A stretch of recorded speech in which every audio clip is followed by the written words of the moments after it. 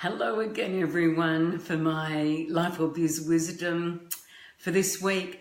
A few of you may have seen that I actually did a Facebook Live a couple of hours ago, but I didn't realise that there was actually, because it was starting to get a bit darker inside, so I put on a lamp, but I didn't realise that it was actually shining really brightly.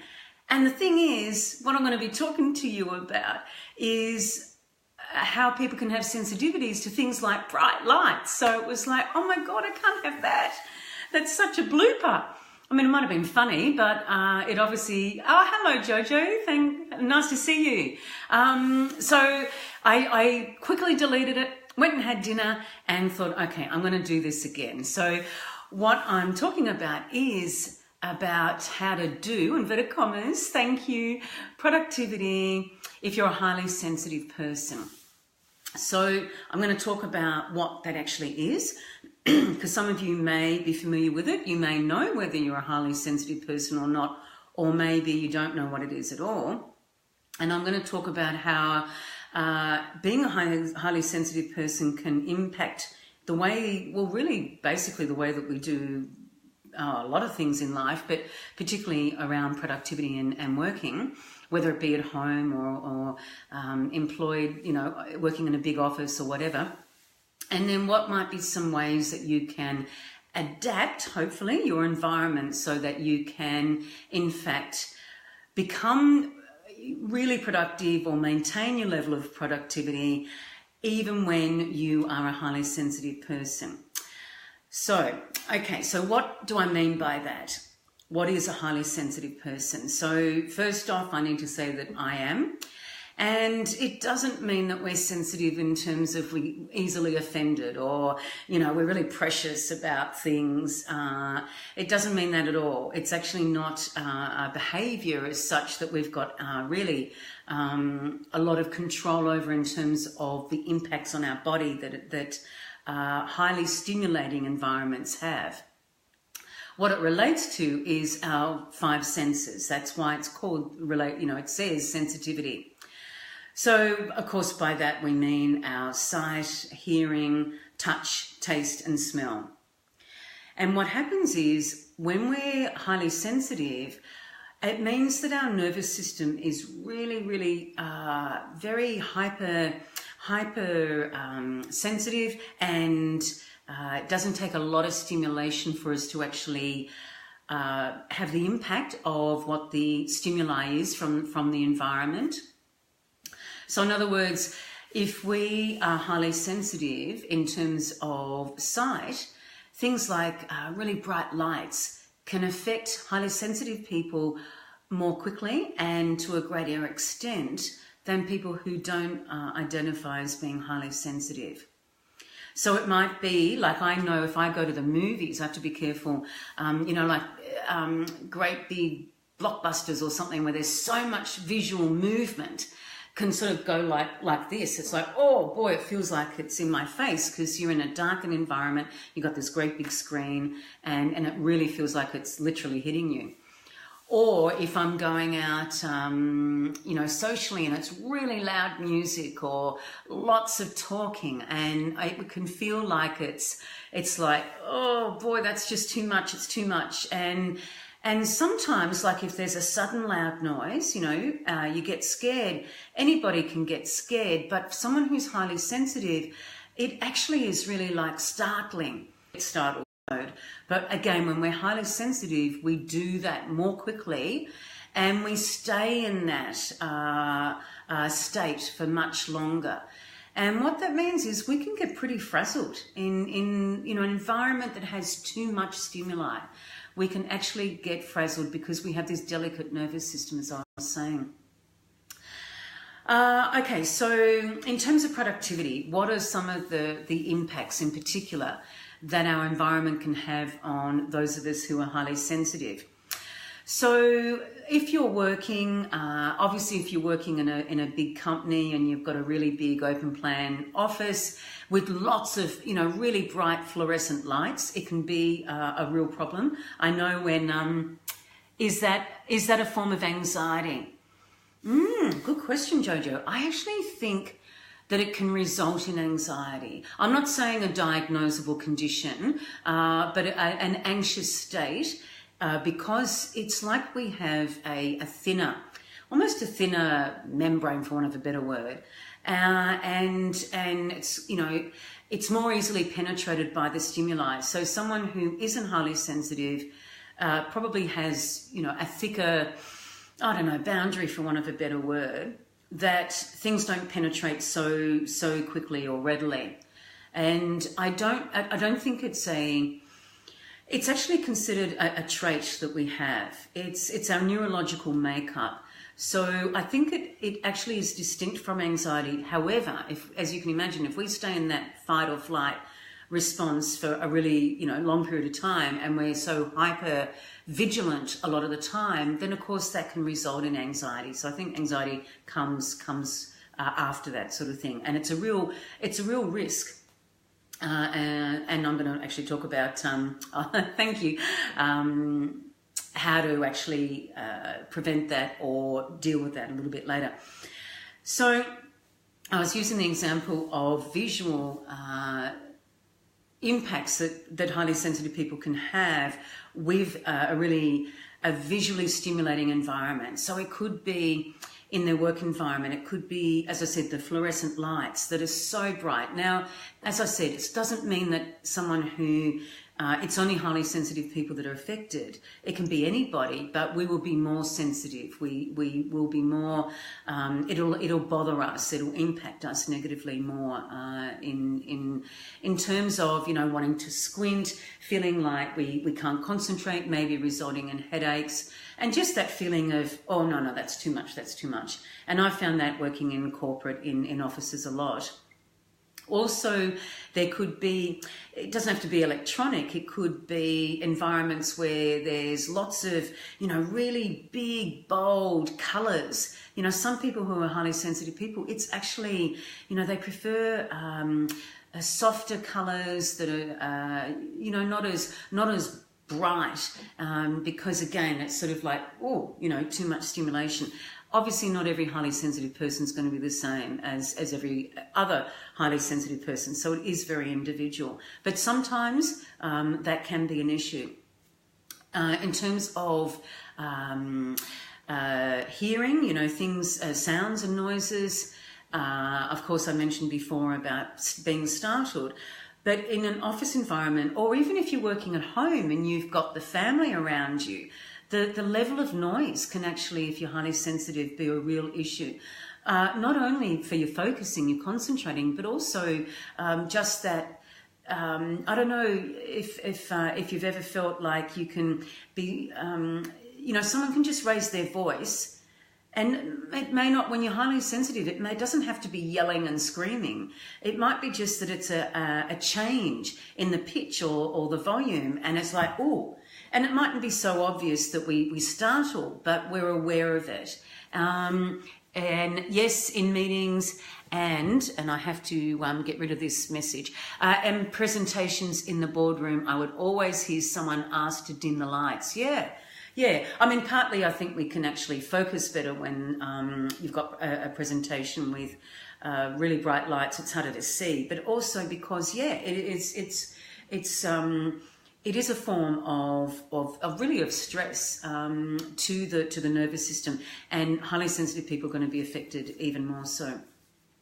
So I was saying, either in an office environment or if you work from home and you've got noises, that can really impact you again if you're highly sensitive. So whether you're actually startled physically or whether you just know that it's a change in the environment, and it really puts you off in terms of productivity, off your focus, and it just feels uncomfortable. Then you may well be negatively impacted, especially if that happens a lot. So, that can be really hard if you're working from home and you've got the kids yelling, or you've got, your partner's watching the TV and it's really loud or something. So that can be an issue then. And also even in, so we've talked about sight and hearing. Smells is another one. This isn't really a work example, but I know if I go into department stores with, often on the ground floor there's the perfumeries. which, oh my God, they're just overpowering for me. I like perfume, but I obviously I like it only fairly subtle fragrances, nothing too strong. So when I go into those sort of areas, it's like, oh my God, I've got to walk away. It's almost like I feel I can't breathe. It's so strong and potent, and so that's, you know, an example. And depending on your work environment, maybe there aren't particular smells that can really become an issue for you. So the question then is what to do about it. So I've got a couple of tips if you think that you may be highly sensitive or that you're resonating with what I'm saying in terms of the responses to these stimuli. So with regards to the visual, the bright lights, you can, you know, as what you were saying, Jojo, about dimming down in a boardroom for a presentation. If you've got lights at home that got dimmers, that's a really good thing to be able to reduce the strength of the light, so it's not so bright and then stimulating in that way. Or it could be you could have, you know, the lower voltage light globes, or if it's a lamp or something, you can move them further away or adjust them so that you're comfortable. Because, you know, we don't want to be squinting, it's not good for our eyesight, but also, again, these things, as you can imagine, are distractions that take away from our focus and impact our productivity. So manage the lights, and that also includes your computer. You might want to dim the brightness, you know, on your computer screen, laptop, or whatever it might be. Because, you know, that can actually be, of course, you know, for those of us who really have an online business, it can be a real issue. Also, with the brightness, if you actually, I know that it's recommended that we turn off electronic gadgets well before we go to sleep, and that helps with the quality of our sleep. And I think that for highly sensitive people, that's even more of an issue, and really to be aware of having more subdued sort of environment before going to sleep, because you can imagine if we're hyperstimulated, it could well affect the quality of our sleep. Okay, so then noises, how to address those. So if you've got the family, for instance, at noisy at times, and you're in a home environment wanting to work, maybe what you can do is, look, obviously depends on the situation. If you're able to work in an area that's further away from, you know, their bedrooms or the living room or something, that's going to be a lot easier. If you can't do that, then obviously doors being closed or something that can hopefully, maybe some furniture that can buffer the noise or something like that. And of course, also being aware of when you're working and seeing if you can work at the times when you're not right, you know, there with the family, or the family aren't right there, you know, whether it's during school times or something like that. Or, of course, there could be outdoor noises that can be an issue as well, noisy neighbours and, you know, lawn mowing and all that sort of thing. So there are some things, of course, we've got control over, and then there's things that we don't.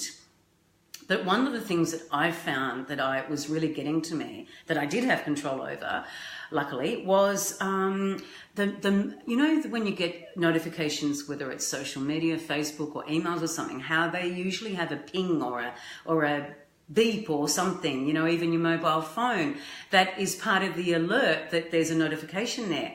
But what I've found sometimes, if I'm in really deep concentration and one of those notifications goes off, I can startle. And so what I've learned is to actually turn those notifications off. Obviously, it's good to turn them off because they're a distraction anyway. And they often, if they pop up, they're a visual distraction, but also from a sound point of view as well. So it is worthwhile, particularly if you're highly sensitive, to removing those, and then again you are able to focus and not be startled and therefore stressed. Because when we get stressed, then that affects our focus. And it takes quite a while sometimes to get back into that same level of focus. That's the issue with the distraction. So we want to minimise those times when that happens as much as possible.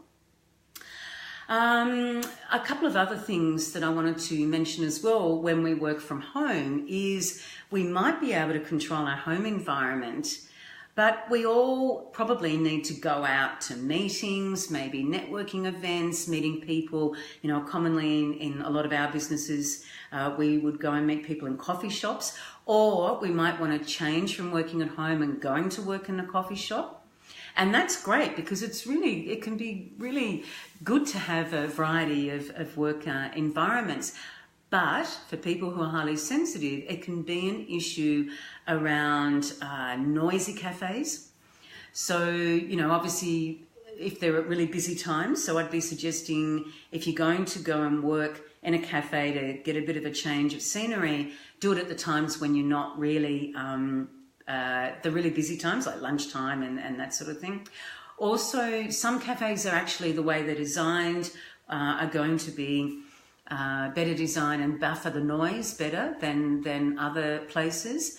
And like I know, for instance, concrete flooring is a real, everything echoes, and I find those coffee shops with that are really, really difficult. And if I know ahead of time and I've got some sort of control over it, I'll actually avoid those.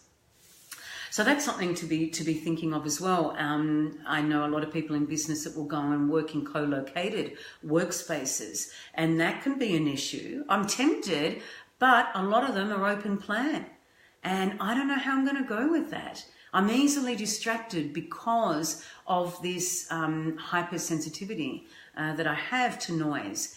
Actually, going back to also with noise.